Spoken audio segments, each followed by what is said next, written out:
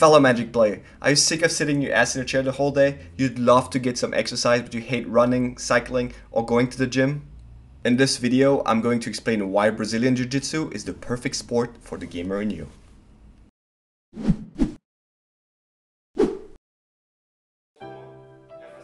The idea of Jiu-Jitsu is for people of lesser strength to fight where brute force and weight difference matter less on the ground. By closing the distance, strike won't knock you out, and by using techniques of leverage to compensate for a difference of weight and strength, you can end up in a winning position, hopefully leading to a submission. While strikes aren't allowed, choking and attacking your opponent's joints is totally fair game. Attacks like rear naked choke, bow and arrow choke,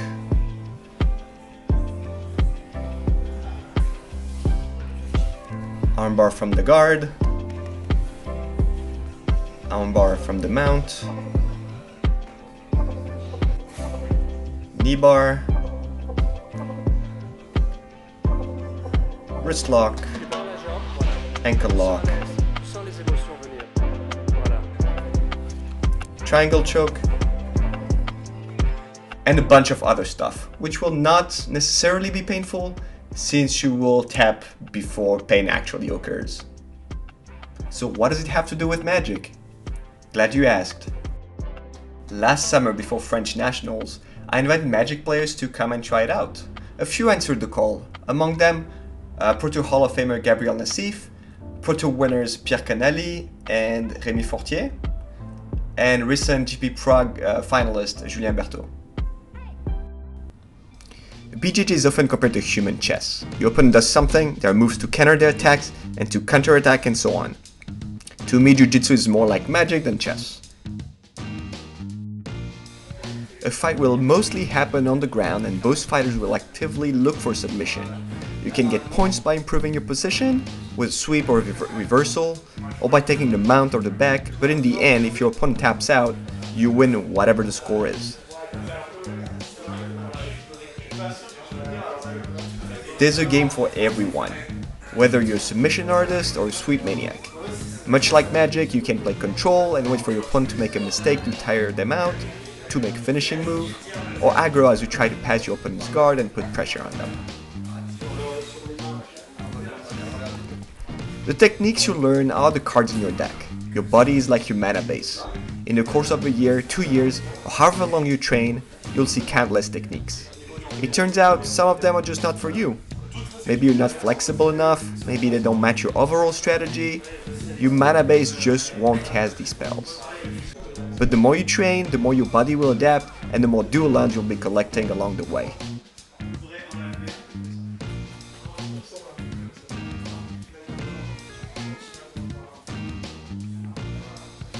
The strategy aspect is huge.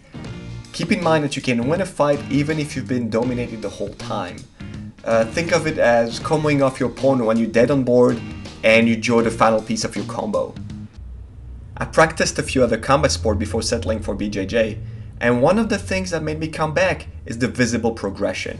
And like many other opposition sports, you can go at 100% at training. Not that you will go 100% every time, but it's an option. In boxing or any other sports involving striking, it's not safe to go at 100%. I was mentioning opponents to describe your interactions, but the people you're training with are your partners. You don't want them to be injured, and you don't want to be injured either. If you don't have the option to give 100% of what you have, you can't really test yourself. By giving the 100%, you'll know where you're at. Sure, at the beginning you get your ass kicked. A lot. Again and again and again. Try playing competitive standard magic tournament with your seal deck. That will be about the same thing. But you'll improve, you'll test yourself, you understand that your body is a lot stronger than you think it is. Under pressure, actual weight pressure on your chest and on your face, even though you'll feel discomfort and you want to tap, it's not actually painful, whatever your brain tries to tell you. Then you'll start understanding your body, how it works, what actually hurts and what doesn't. You'll spend hours studying which moves you have to add to your game, trying to find new ones and which strategy works best for you. You'll start tapping out less, defend better. You'll even start tapping out opponents smaller in size than bigger in size, thanks to your new spells and improved mana base. The sense of accomplishment that follows is equal to none. Overcoming opposition is usually what drives competitive Magic players. Jiu-Jitsu is not only an amazing sport, it's also full of amazing people.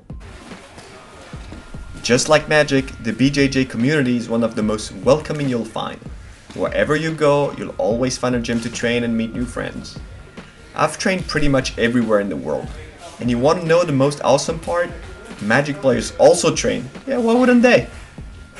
I've been invited by Magic players who train in Sweden, Poland, Australia. And funny story, on my trophy shot of GP Austin 2012, I'm wearing a Jiu-Jitsu shirt. That's how Brad noticed I was training and invited me to a training session in Hawaii where he also plays Magic. So when I have time, I try to bring my gi with me to have a couple rolls before tournament. Before you say, I'm not in shape, I can't do that, or I have to lose some weight first, there's no better workout than BJJ. You don't even need an athletic background to start. In just a couple of months, you'll be in shape, will lose weight if you need to, and feel better physically.